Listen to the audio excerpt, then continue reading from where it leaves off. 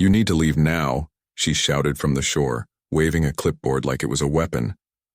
I was still on my jet ski, the engine humming under me, water splashing against the dock.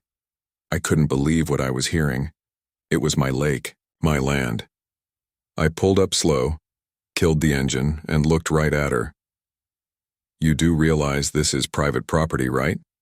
She didn't blink. "This lake falls under HOA jurisdiction. You're in violation. Jet skis are prohibited." "We've had complaints," I almost laughed. "From who? The cows, the horses?" "Because the nearest neighbor is half a mile away, and they were the ones who gave me the jet ski last Christmas." But she was already dialing her phone, pacing like she ran the place. "I'm calling the police. You're threatening me with your behavior." Threatening? I hadn't even taken off my life vest. I turned and looked across the ranch. Flat open land, a red barn, my truck, an old tractor I still hadn't fixed. No HOA signs, no paperwork, nothing. I bought this land myself, cash 2 years ago after leaving the Army. 124 acres, a small house. Peace. Or at least I thought so, until Karen showed up last month.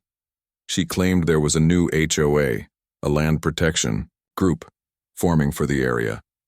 She left fake notices taped to fence posts.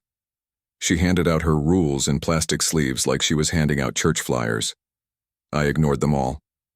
Until today. 5 minutes later, I heard sirens. One squad, car, one deputy. Karen stood at the edge of the driveway like she'd summoned the cavalry. "That's him," she said, pointing like I'd stolen her dog. "He's endangering the community. He refused to leave. He assaulted me with water." "Assaulted? You, with water?" the deputy repeated. "She splashed her sandals," I said, stepping out of the lake, dripping wet. "That's her version of a crime."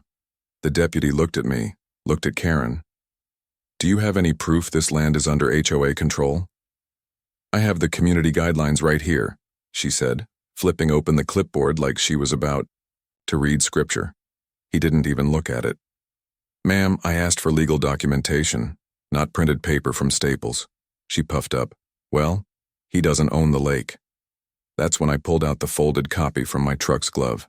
Box the deed, signed, notarized with clear boundary lines, including the lake. The deputy read it, took his time, looked at the seal. "This land, including the body of water marked here, is yours?" "Every inch of it." Karen started to speak, but the deputy raised a hand. "Ma'am, unless you have real proof of authority, I suggest you leave. Right now." She opened her mouth like she was about to cry, then stomped back to her Prius and peeled off, kicking up dust. The deputy turned to me, smirked. "Assault by splash, huh?" I grinned. Didn't realize water was a felony. He shook his head, got in his cruiser and drove off. I stood there for a second, watching the trail of dust behind her car disappear into the trees. I thought it was over. But I was wrong. Dead wrong. The next morning I stepped outside with my coffee, expecting peace, but instead of birds or the wind I heard hammering. Sharp, loud, and way too close. I followed the sound toward the fence line and froze. Karen was back. Only this time, she had a ladder, 2 teenage boys in tow, and she was nailing a wooden sign to a post she'd stuck right at the edge of my driveway.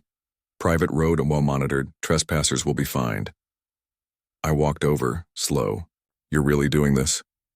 She didn't look at me. "This is a shared entrance that gives the HOA the right to post rules. You're not above the law." "It's a private ranch road," I said. "You're on it. That means you're trespassing." She smirked. "Not according to the new community boundaries. You're officially part of Meadow Pines Estate." I almost spit my coffee.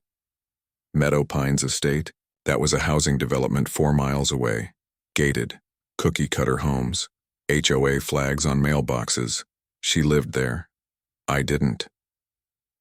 The boys stopped hammering when they noticed me staring. One looked nervous. The other just kept holding the board, like he was building a treehouse. "You pay those kids?" I asked. "They're volunteers," she said, straightening her ridiculous visor. "We believe in neighborhood service." I pulled out my phone, snapped a photo of the sign, of her, of the kids. You might want to rethink this, I said, because the sheriff's department already knows this is my property. And now I've got video. Her face twitched. I'm within my rights. You're on my land. She took a deep breath. I'll be filing a report with the HOA board. Does that board exist in your head, or do they also drive around pretending to be in charge? She stormed off without another word. The boys followed her, one of them whispering something and getting slapped lightly on the arm. I tore the sign down, took it to the barn, tossed it on a pile of broken lumber. I thought about calling the sheriff again, but part of me wanted to see how far she'd go. Turns out, I wouldn't have to wait long. Because that night, just after sunset, the power went out, all of it. House, barn, gate, pitch black, and then a knock at the door. The knock didn't sound like a visitor. It was heavy, slow, almost like whoever was on the other side wanted me to be nervous. I grabbed the flashlight from the kitchen drawer and slid the pistol from under the table. Habit from old days I never quite shook off. I didn't point it, just kept it low. Quiet. When I opened the door, I wasn't shocked to see Karen, but I was shocked to see the man beside her. He was wearing a black uniform. No badge, no name, just the words, HOA Enforcement, in thick, yellow letters across his chest. Karen raised her phone and started recording. I told you, she said, her voice suddenly calm and sweet. I told you we'd come back with authority. The man stepped forward. We have a warrant to inspect your property for code violations. No, you don't, I said, because HOAs don't issue warrants, and even if they did, this ain't your land. He pulled a folded paper from his vest. It was typed out, with some stamp on the bottom. I didn't even have to look at it long. Fake, poorly made, wrong county seal. Karen smirked like she'd already won. Refusing inspection is a serious violation. You could lose the property. I'll lose it, I said, when the government takes it, not when you and your Halloween costume sidekicks show up in the dark. That wiped the smile off her face. You're going to regret this. The guy took a step closer, hand near his belt. I didn't flinch. Try me. Maybe it was something in my eyes.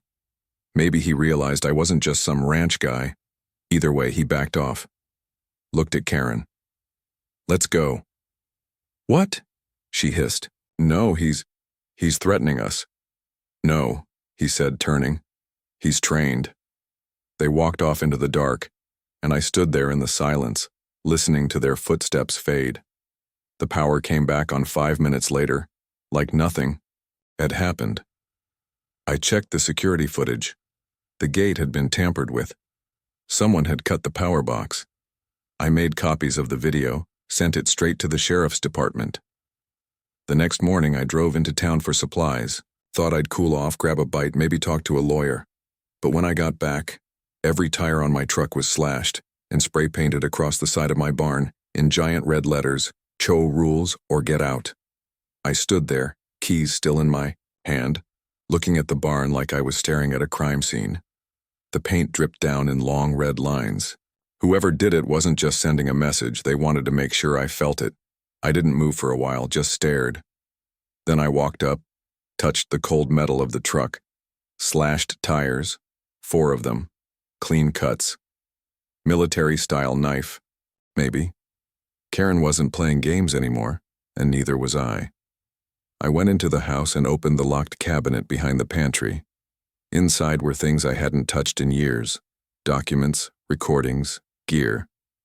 And an old badge, the kind you don't flash unless it really matters. See, Karen didn't know much about me.